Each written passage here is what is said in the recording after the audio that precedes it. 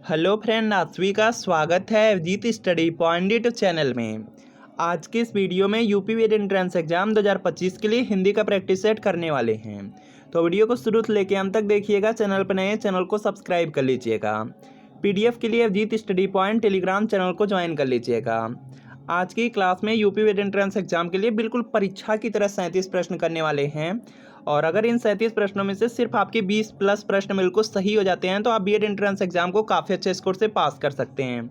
तो आज की क्लास से कितने प्रश्न आपके बिल्कुल सही हुए हैं यह कमेंट आप जरूर कीजिएगा। यूपी वेद एंट्रेंस एग्जाम आपका 1 जून 2025 को होने वाला है। बहुत ही कम समय आपके एग्जाम में बचा हुआ है। और यूपी वेद एंट्रेंस एग्जाम में देखेंगे सबसे ज़्यादा प्रश्न आपके प्रीवियस ईयर क्वेश्चन पेपर से पूछे जाते हैं। प्रीवियस ईयर क्वेश्चन पेपर से आपको एक सटीक आइडिया लग जाता है कि आपके बीएड एंट्रेंस एग्जाम में किस टॉपिक के प्रश्न पूछे जा रहे हैं, किस तरह के प्रश्न पूछे जाते हैं। जैसे आपका जीके का पार्ट है, जीके में 50 प्रश्न पूछे जाते हैं और इन 50 प्रश्नों में देखेंगे लगभग आपके 25 से 30 प्रश्न प्रीवियस ईयर क्वेश्चन पेपर से पूछा जाता है। हिंदी में भी 50 प्रश्न होते हैं, लगभग 35 से 40 प्रश्न आपका प्रीवियस ईयर क्वेश्चन पेपर से पूछा जाता है। रीजनिंग में भी 50 प्रश्न होते हैं, लगभग 35 से 40 प्रश्न प्रीवियस ईयर पेपर से, सिर्फ आपके डिजिट बदले रहेंगे, बाकी सेम पैटर्न पे। आर्ट्स साइंस कॉमर्स में भी बहुत सारे प्रश्न जो प्रीवियस ईयर पेपर से रिपीट होते हैं। तो ये यूपी वेद एंट्रेंस एग्जाम के लिए प्रीवियस ईयर पेपर है। इसमें 2011 से लेकर के 24 तक का पूरे 14 साल का पेपर मिलेगा। आंसर की के साथ, एक्सप्लेनेशन के साथ, व्याख्या सॉल्यूशन के साथ मिलेगा। सभी सब्जेक्ट मिलेंगे, जीके, हिंदी, रीजनिंग, कला वर्ग, विज्ञान, कॉमर्स। तो वीडियो के नीचे डिस्क्रिप्शन बॉक्स में आपको एक लिंक मिलेगी, लिंक को क्लिक करना है, नाम मोबाइल नंबर फिल करना है और आपको सिर्फ 30 रुपये का पेमेंट करना है। जैसे ही 30 रुपये का पेमेंट करेंगे जो प्रीवियस ईयर पेपर के पीडीएफ डाउनलोड हो जाएंगे। अगर इससे तैयारी कर लेते हैं तो वेद एंट्रेंस एग्जाम में काफ़ी हेल्प मिलने वाली है। और अगर लिंक से परचेज करने में कोई प्रॉब्लम आ रही है तो व्हाट्सअप नंबर दिया गया है, इस व्हाट्सअप नंबर पर लिखना है यूपी वेद एंट्रेंस प्रीवियस ईयर पेपर 8 या साइंस लेकर के मैसेज करने हैं। जैसे मैसेज करेंगे रिप्लाई किया जाएगा। सिर्फ 30 रुपये की पेमेंट करनी होगी। जैसे ही 30 रुपये की पेमेंट करते हैं जो आपका प्रीवियस ईयर क्वेश्चन पेपर का पीडीएफ आपको सेंड कर दिया जाएगा। तो इस व्हाट्सएप नंबर पर मैसेज जरूर कर लीजिए। चलिए क्लास को कंटिन्यू करते हैं। और आज की क्लास का आपका सबसे पहला प्रश्न है, निम्न में अल्प प्राण व्यंजन कौन सा है। तो इसका देखिए आपको यहाँ पे सही जवाब बताना है। अल्प प्राण व्यंजन दिया गया है तो अल्प प्राण व्यंजन में देखेंगे वर्ग का यहाँ पे पहला, तीसरा और पांचवा वर्ड आते हैं। दूसरा आपका होता है महाप्राण, महाप्राण में देखेंगे वर्ग का दूसरा और चौथा वर्ड आते हैं। तो यहाँ पर देखेंगे अल्प प्राण आपसे पूछा जा रहा है तो यहाँ पर देखेंगे जो ग दिया गया है यह वर्ग का तीसरा वर्ड है। तो यहाँ पर क्या होगा, आपका ऑप्शन नंबर बी वाला बिल्कुल राइट आंसर हो जाएगा। इसके बाद देखिए अगला प्रश्न है कि दिगंबर का सही संधि विच्छेद है। तो इसका देखिए आपको यहाँ पे सही जवाब बताना है। तो यहाँ पर देखेंगे दिगंबर में यहाँ पर देखेंगे आपका है विसर्ग संधि और यहाँ पर देखेंगे दिक धन अंबर से दिगंबर बन जाएगा। तो यहाँ पे डी वाला आपका बिल्कुल राइट आंसर है। अगला प्रश्न है आगमन में उपसर्ग है। तो इसका देखिए आपको सही जवाब बताना है। उपसर्ग आप जानते हैं कि शब्दों में आगे ही लगे होते हैं। तो यहाँ पे आ उपसर्ग हो जाएगा और आ दिया गया है आपके ऑप्शन नंबर ए में। तो ये वाला आपका राइट आंसर है। इसके बाद देखिए अगला प्रश्न आपका यहाँ पर है कि दवा किस भाषा का शब्द है। देखिए जो दवा शब्द है यह फारसी भाषा के अंतर्गत आ जाता है। तो यहाँ पे सी वाला आपका बिल्कुल राइट आंसर होगा। अगला प्रश्न है कि हमें अपशब्द नहीं बोलना चाहिए। इस वाक्य में व्याकरण की दृष्टि से जो रेखांकित शब्द है वह क्या है। तो इसका देखिए आपको यहाँ पे सही जवाब बताना है। जो देखिए आपका अपशब्द लिखा गया, इसको अंडरलाइन किया गया, रेखांकित किया गया है, यह संज्ञा के अंतर्गत आता है। तो यहाँ पे बी वाला आपका बिल्कुल राइट आंसर हो जाएगा। अगला प्रश्न है कि वह धीरे धीरे चल रहा है, रेखांकित शब्द को पहचानिए। तो इसका देखिए आपको यहाँ पे सही जवाब बताना है। देखिए यहाँ पे चल रहा है यह क्या है, आपका क्रिया है और क्रिया का यहाँ पे जो धीरे धीरे शब्द लगा है विशेषता बता रहा है। इसका मतलब है कि क्रिया विशेषण है। तो यहाँ पे सी वाला आपका बिल्कुल राइट आंसर होगा। अगला प्रश्न है कि धूसर का पर्यायवाची होगा। तो इसका देखिए आपको यहाँ पे सही जवाब बताना है। धूसर का जो पर्यायवाची शब्द है यह बेसर हो जाएगा। सी वाला आपका राइट आंसर होगा। अगला प्रश्न है कि जीने की इच्छा वाक्य का यहाँ पे सही एक शब्द है। जीने की इच्छा, इसके लिए यहाँ पर आपको बताना है एक शब्द क्या होगा। तो यहाँ पर देखेंगे आपका यहाँ से इसका जो राइट आंसर है यह होगा जिजीविषा हो जाएगा। बी वाला आपका यहाँ पे बिल्कुल राइट आंसर होगा। अगला प्रश्न है कि भिन्नार्थक शब्द का चयन कीजिए। तो इसका देखिए आपको यहाँ पे सही जवाब बताना है। यहाँ पर देखेंगे जो अनिल शब्द दिया गया है यह क्या हो जाएगा, यहाँ पे भिन्नार्थक शब्द हो जाएगा।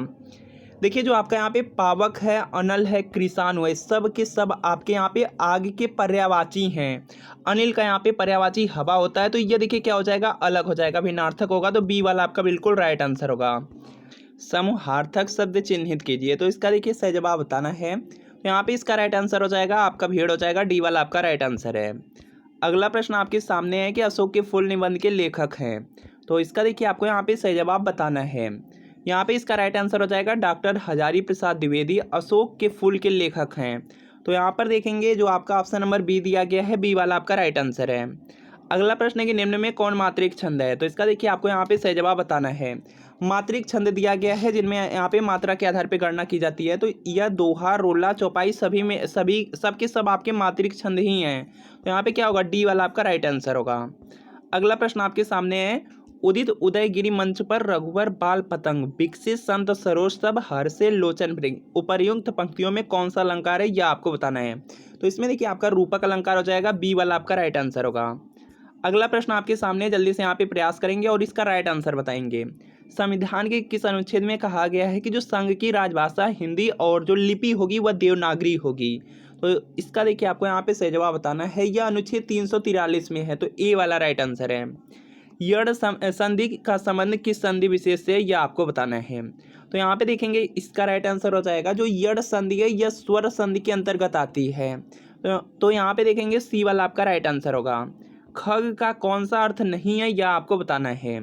तो देखेंगे यहाँ पे जो खग है, खग का अर्थ बाण होता है, पक्षी भी होता है, तारा भी होता है। नहीं वाला पूछा गया है तो यहाँ पे आकाश हो जाएगा, सी आपका राइट आंसर होगा। मुट्ठी गर्म करना मुहावरे का सही अर्थ है। तो इसका देखिए आपको यहाँ पे सही जवाब बताना है। मुट्ठी गर्म करना इसका मतलब होता है कि घूस देना। तो यहाँ पे क्या होगा, सी वाला आपका बिल्कुल राइट आंसर हो जाएगा। प्रथम विश्व हिंदी सम्मेलन कहाँ हुआ था। तो इसका देखिए आपको सही जवाब बताना है। देखिए जो प्रथम विश्व हिंदी सम्मेलन था यह नागपुर में आयोजित किया गया था, नागपुर में हुआ था। तो बी वाला आपका राइट आंसर है। वर्तिका शब्द का तद्भव रूप होगा।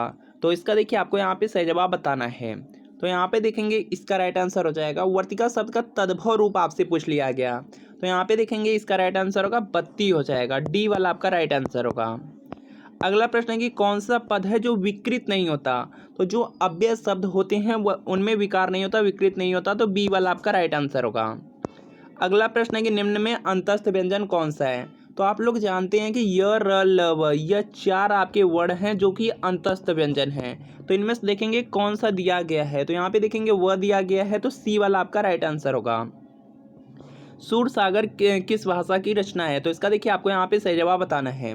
जो सूर सागर है यह ब्रज भाषा की रचना है। तो सी वाला आपका राइट आंसर होगा।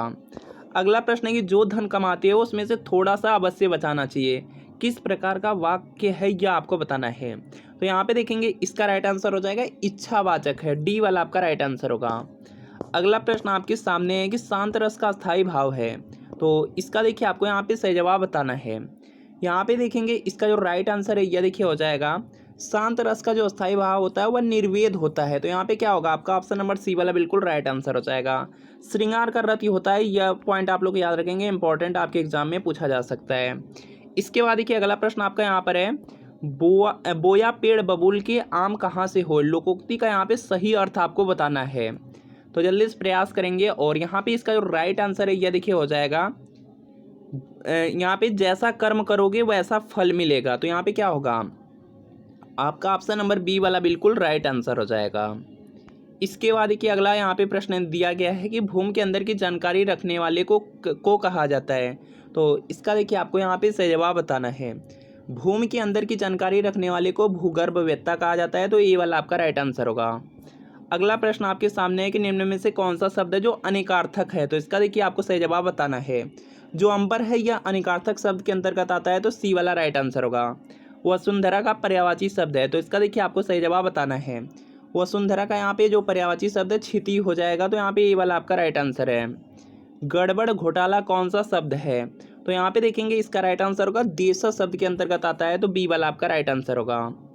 इसके बाद देखिए अगला प्रश्न है कि निम्नलिखित प्रश्न में चार विकल्पों से दिए गए वाक्य का यहाँ पे सही वाला विकल्प आपको पहचानना है।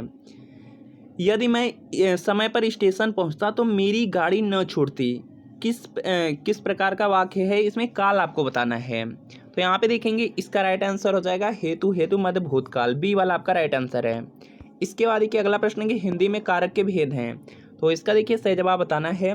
हिंदी में कारक के 8 भेद होते हैं। तो डी वाला आपका राइट आंसर होगा। अगला प्रश्न आपके सामने है यहाँ पे, बिहारी हिंदी का विकास किस प्राकृत या अपभ्रंश से माना गया है? तो यहाँ पे जो बिहारी हिंदी है यह मागधी से यहाँ पे उत्पन्न हुई है, तो बी वाला आपका राइट आंसर होगा। तो फ्रेंड आपको बताना है कि इन 37 प्रश्नों में कितने प्रश्न आपके बिल्कुल सही हुए हैं, या कमेंट आप जरूर कीजिएगा। वीडियो अच्छा लगा वीडियो को लाइक कीजिए, चैनल पर नए हैं चैनल को सब्सक्राइब कर लीजिएगा। और यूपी वेट एंट्रेंस एग्जाम में बहुत ही कम समय बचा हुआ है। अगर आप लोग अच्छे मार्क्स लाना चाहते हैं, अच्छे स्कोर लाना चाहते हैं, और अगर सरकारी कॉलेज से बीएड करना हो, कम पैसे में बीएड करना है, तो जो 12 से 14 साल का प्रीवियस ईयर क्वेश्चन पेपर है उसको जरूर पढ़िए। प्रीवियस ईयर पेपर से बहुत सारे प्रश्न हैं जो आपके सीधे सीधे रिपीट होते हैं, और आपको एक आइडिया लग जाता है किस तरह से प्रश्न आपके एग्जाम में पूछे जा रहे हैं। तो यह यूपी वेट एंट्रेंस एग्जाम के लिए प्रीवियस ईयर पेपर है। इसमें 2011 से लेकर के 24 तक का पूरी 14 साल का पेपर मिलेगा। आंसर की के साथ, एक्सप्लेनेशन के साथ, व्याख्या सॉल्यूशन के साथ मिलेगा। सभी सब्जेक्ट एक में मिलेंगे, जीके, हिंदी, रीजनिंग, कला वर्ग, विज्ञान वर्ग, कॉमर्स। तो वीडियो के नीचे डिस्क्रिप्शन में लिंक है, लिंक को क्लिक कीजिए, नाम मोबाइल नंबर फिल करके सिर्फ आपको 30 रुपये का पेमेंट करना है। जैसे ही 30 रुपये का पेमेंट करेंगे, जो प्रीवियस ईयर पेपर के PDF डाउनलोड हो जाएंगे। अगर इससे तैयारी कर लेते हैं तो वेट एंट्रेंस एग्जाम में काफ़ी हेल्प मिलने वाली है। और अगर लिंक से परचेज करने में कोई भी प्रॉब्लम आ रही है तो सीधा यहाँ पे व्हाट्सअप नंबर दिया गया है। इस व्हाट्सअप नंबर पर आपको लिखना है UP vet entrance previous year paper 8 या 7 लिख करके मैसेज करना है। जैसे ही मैसेज करेंगे रिप्लाई किया जाएगा, और आपको सिर्फ 30 रुपये की पेमेंट करनी होगी। जैसे ही 30 रुपये की पेमेंट करेंगे, जो प्रीवियस ईयर पेपर के PDF आपको सेंड कर दिए जाएंगे। तो इस व्हाट्सएप नंबर पर मैसेज जरूर कर लीजिए। तो मिलते हैं फ्रेंड नेक्स्ट वीडियो में।